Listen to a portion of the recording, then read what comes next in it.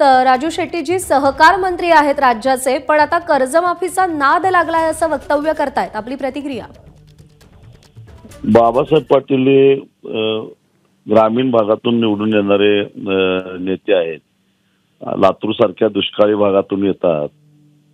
तिथल्या शेतकऱ्यांची परिस्थिती त्यांना माहिती आहे.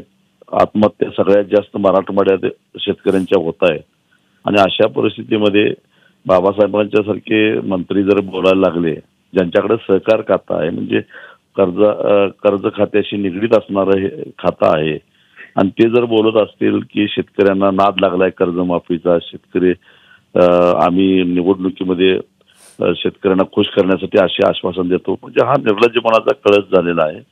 मुळामध्ये शेतकरी कर्जबाजारी का झाला तर सरकारच्या धोरणामुळे झाला. 9,500 क्विंटलनं विकणारा सोयाबीन आज 3800 आणि 3900 रुपये क्विंटलनं विकायला लागलेला आहे. उत्पादन खर्च मात्र वाढत चाललेला आहे आणि मग खर्च जास्त आणि उत्पन्न कमी ह्या जो अनिष्ट दुरावा त्याच्या बॅलन्स शीटला तयार होतो, त्याच्यामुळे तो कर्जबाजारी होतो.